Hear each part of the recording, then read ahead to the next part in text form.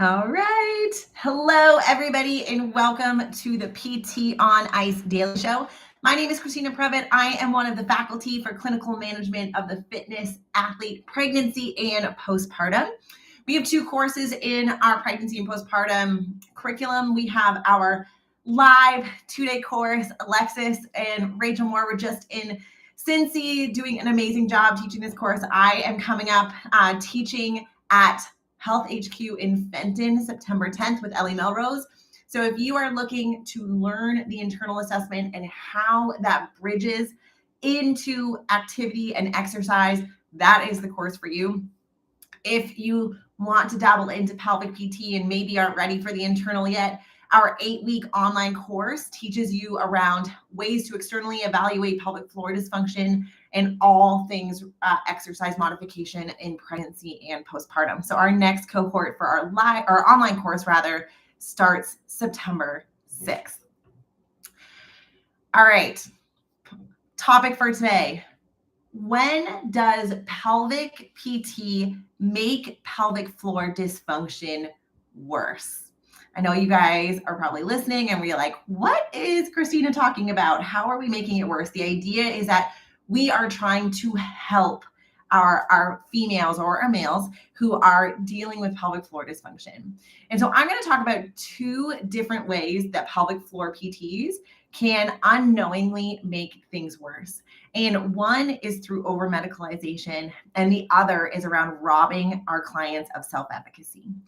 So we have a big role to play in any allied health role where we communicate a lot around different medical diagnoses and different ways going forward to try and ameliorate different signs and symptoms. And in pregnancy and postpartum, we say all the time, our words can heal or our words can harm. And we need to choose wisely. We say this over and over and over again in the course because there are so many circumstances in pelvic PT, and we could argue that we could extrapolate this to other areas of our professional practice as well, but that we can actually really sensitize a person's pelvis, and in doing so, we can make their pelvic symptoms worse. So an example of where this comes up, and probably the easiest example for us to conceptualize, is when we start over medicalizing things like pelvic organ prolapse. So 80% of individuals who, especially those who have given birth vaginally, will have a grade 1 or a grade 2 prolapse, many of whom do not have what we would consider the typical subjective signs of prolapse. So they would show objectively a certain amount of descent, but subjectively they don't have any complaints of bulging, heaviness, pain with intercourse, or other types of hyperactivity symptoms that are sometimes associated with prolapse. And as the literature has continued to evolve in this area, we are starting to see that, our bodies are going to shift and change. We're going to have wrinkles that come on the inside that are going to express what we have put our bodies through. And prolapse is one of those symptoms. And it's becoming the disc bulge of pelvic PT, where we have this disconcordance between the amount of objective symptoms and the correlation with subjective symptoms that individuals are experiencing. I have people who message me, or I have clients who say, I don't know why I feel these symptoms so much and I only have a grade 1. And I've heard of other people who have a grade 3 prolapse and they don't feel anything.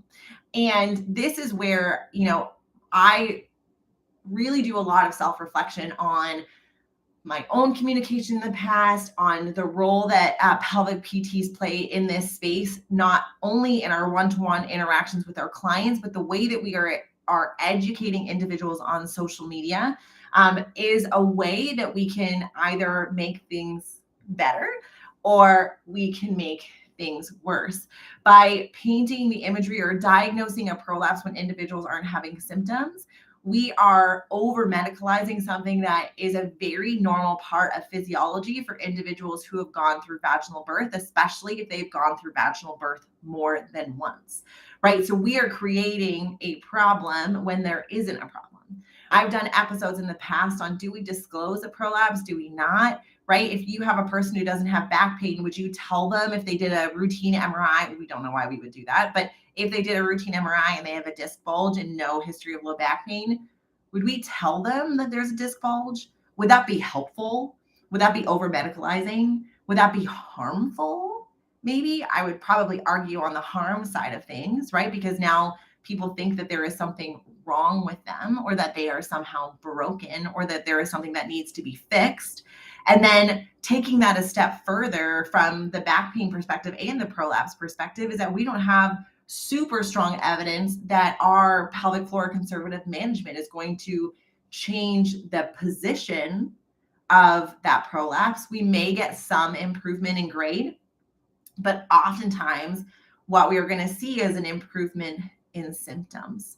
And we're going to be desensitizing that pelvis, very similar to the way we think about persistent pain. And we need to be very careful about the way that we are communicating, because we have especially in the prolapse space, we definitely have a role of, we can make this worse. If you are diagnosing a prolapse at grade 4, I have to ask you why you are doing that, right? If a person is 4 weeks postpartum, their body hasn't even healed yet. Why are we slapping a label on them when we have no idea where they are going to rest when their body has finished healing, right?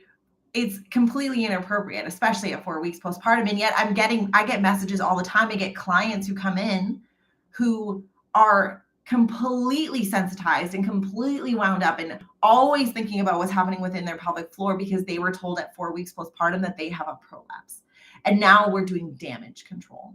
And that's not, we like to, say, oh, well, these physicians do this or these midwives do that. And this is our own profession, right? We have to, if we're going to start throwing out these things about other medical providers, we need to look into our own profession and recognize that we are at fault here too. We have done things like this as well, and we have to hold ourselves responsible for the way that we are communicating and really reflect on what is helpful and what is harmful when it comes to the way that we are communicating pelvic floor issues.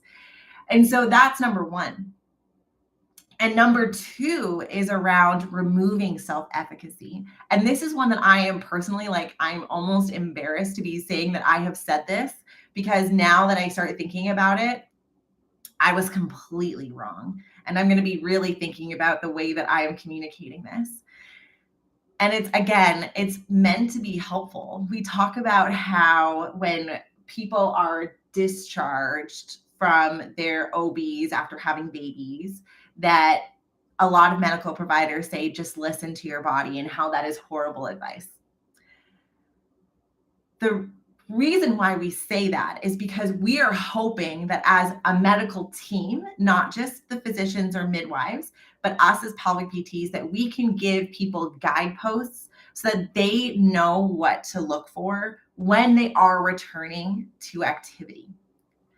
What we have inadvertently done, myself included, this is my confession to you all on the PT on Ice podcast, is we remove their self-efficacy. Isn't our ultimate goal for people with pelvic floor dysfunction to be able to listen to their bodies and to know when they are starting to become symptomatic and know what to do, so that they don't have to rely on us to tell them what their body is doing right and what their body is not ready for yet? And so we, as a profession, all the time say, listening to your body's horrible advice. And I was like, congratulations, I just removed all the self-efficacy that my client has. And now she feels like she can't even trust her own thoughts and feelings about her body, because I have told her that it's not good enough to be able to take control over her own return to exercise, that she needs to now rely on me. And it gives me a little bit of embarrassment to be saying, I have said that, I have said that in the past. And the more I think about it, the more my face starts to blush, thinking that I have removed the ultimate goal of all of my interventions with every single one of my clients, is that they know where their guideposts are. We build resiliency in their system. We make them feel like they aren't broken. But if I say that they shouldn't be listening to their own body, or that their provider who told them to listen to their body was not giving them good advice, then I just told them that they can't listen to their bodies and feel out what they are ready for and what they're not, that they need to listen to me exclusively. And that's not what I want to do at all. And so it's made me reflect a lot on my own word choices and how to reframe the way that we are conceptualizing postpartum return to exercise. And it's not to say that I don't want my clients to listen to their bodies, because I do. I want providers to give guideposts of what messages they're listening for. I want them to listen to their bodies. I want them to listen for certain signs or symptoms that they are pushing it too far, or in the absence of those symptoms, that they can listen about where they're going to edge to, where they're going to push to, what their body is going to be ready for. So they are listening, but I'm giving them a framework of what they're listening for. And so we want to try to give them self-efficacy. And this is my personal confession. When I first went into pelvic PT, I probably diagnosed a prolapse before I probably should have. It wasn't relevant. And now, I've done a lot of work and reflecting, and I've looked at the literature, and now I speak about this very differently. And the same is true from a self-efficacy perspective. Our mission at PPP is to teach our females that they are not broken because they have been pregnant and given birth. Because oftentimes they feel broken when they have pelvic floor dysfunction. And when I say that listening to your body is bad advice, I am contributing to that. And I have to own that communication was not the best. And now I'm thinking about this, and I want to portray this to you all by learning from my mistakes and the way that I'm communicating.